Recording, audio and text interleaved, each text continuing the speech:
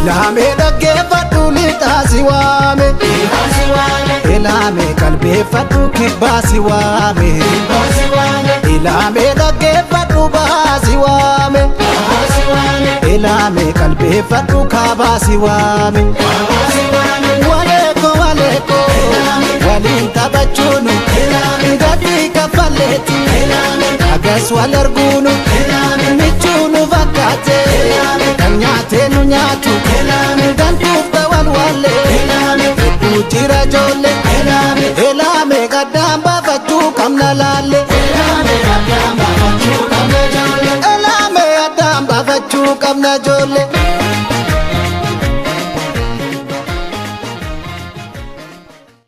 Hawaasa keenya keessatti mariirra turre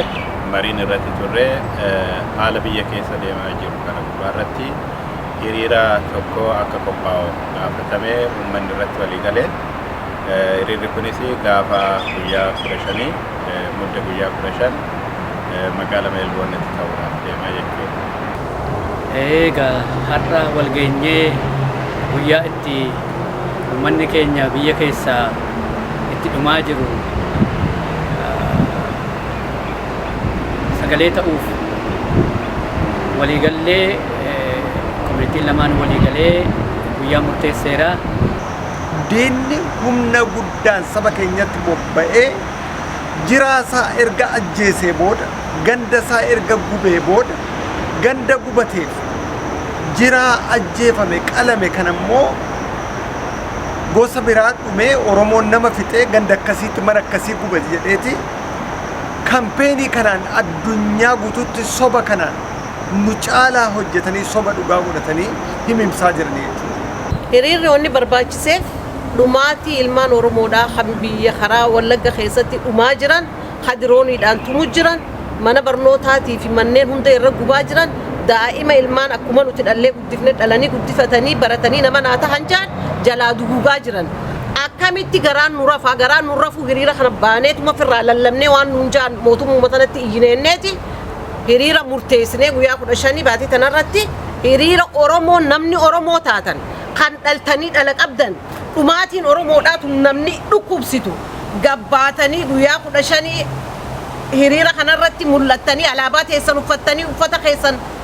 alaabaati miidhaydanii gabbaatanii lallabdanii iyyuu qabdaniin isinin jira. Amaarinis ta'e uummanni biyya isaa keessa jiru hundinuu dachee daangaa babal'ifachuu jira.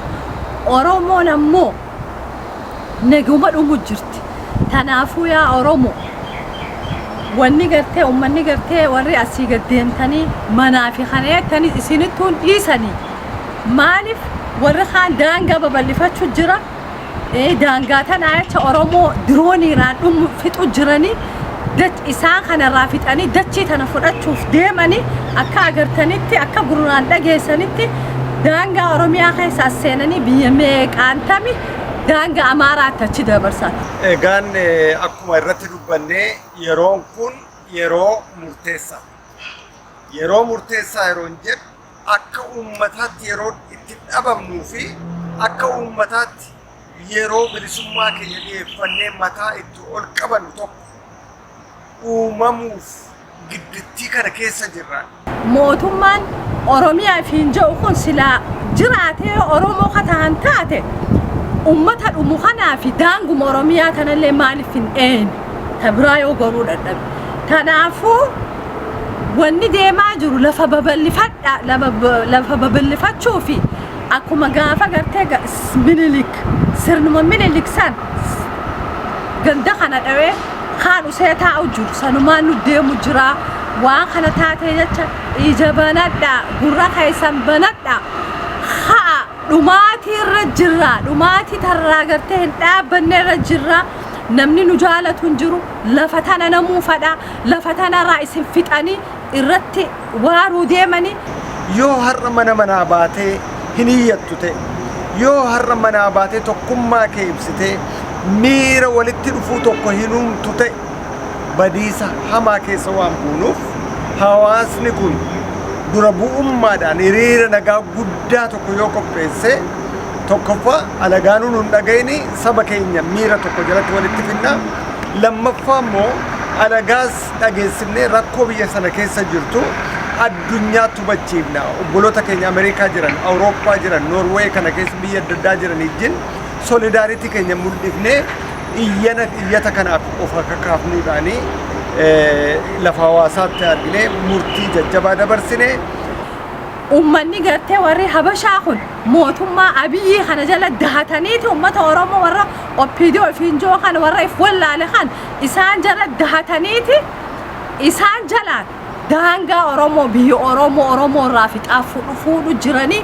osoo gartee dhumaatii sanirra hin geenye ha'a silaa'u nuti warri biyya alaa jirru kana hiriiruma ba'uu dandeenya balumachit biyya teenya deemaa jirtu tana ija addunyaatiin haa arkanii guraanaa dhageenii tana godhuu dandeenya tanaafuu adaraa hiriira kanarraa akkan hafu.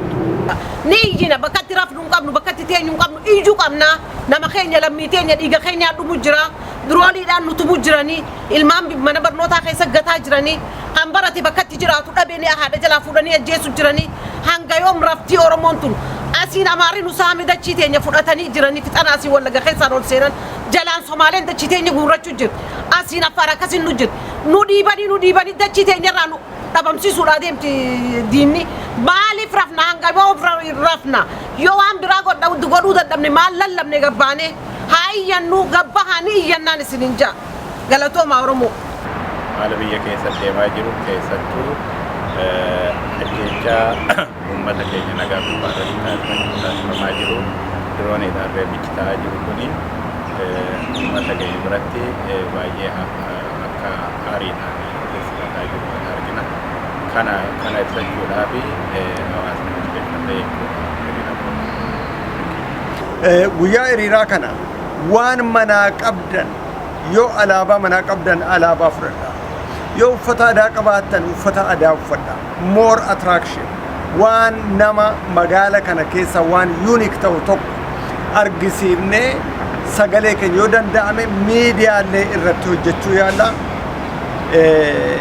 hamma danda'amutti jiruu kana irratti bobba'uudhaan jiruu kana koree kana gargaaruudhaan akka inni milkaa'u gochuu irratti dirqama tokko keenya jira mana teenya dubbachuu miti mana teenya namatti quba qabu miti ofii irratti hirmaannee firoota keenya dhumaa jiran kana duukaa akka dhaabbannu addunyaa irratti sagalee taanee fi ambaasaaddara taanee oofisa community kana oofisa embassy keenyaa goonee sagalee kana keenya akka dhageessifnuu fi isin kadhanna adaraa isiniin jenna hamileedhaan yoo sossoone guyyaan bilisummaa keenyaas waan dhiyaateef waan hamilee nu cabsu tokko iyyuu hin jiru garuu jabaachuu qabna. Hawaasa Oromoo Meelboorn jirtan hundi keessan waan biti teenya keessa jirtu laaltanii gurraan dhageessanii uummanni keenya daa'imman ijoollee mana iskoolaatti magaalaa gabayaa akka bahanitti dirooniidhaan dhumu jiranii addunyaan hundinuu Oromoon biyya hundinuu hiriira baatee jirti nutis warri Meelboorn dhihootti hiriira baanaa ummata keenya kan dhumu jiru kana ijoollee xixiqqashoo iskoolatti deemtu dhumaa jirtu tana dirooniidhaan dhumu jirtu tanaaf dirmannaa nam takkalleen hiriira kanarraan bahin hafinaa koottaa hiriira bahaa. Egaa uummata keenya akka jennu uummata keenyaaf dhumaa jiruuf sagalee haa taanuu humna haa taanuu haa dirmannuu fi kanaaf egaa guyyaa beeksisni faca'e akkuma dhageessanitti walii dabarsaa guyyaa sana argamnee uummata keenyaaf dirmannuu kanumaan ergaa dabarsuu barbaada. Guyyaa kanatti yeroodhaan argamtanii iyyata keenya obboloota keenya biyya lafaa kaan jiran wajjin wal taanee akka dabarsinuu fi ergaa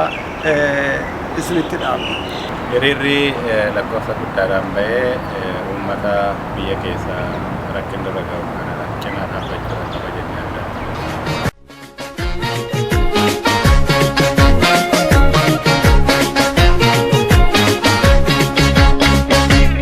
Ilaamee dhaggeeffadhu lixaasi waame Ilaamee qalbeeffadhu kibbaasi waame Ilaamee dhaggeeffadhu baasi waame Ilaamee qalbeeffadhu kaabaasi waame Waleeko waliin taphachuunu as wal arguunu michuu nu fakkaate kan nyaate nu nyaatu gantuuf ta'an wallee hedduu jira joo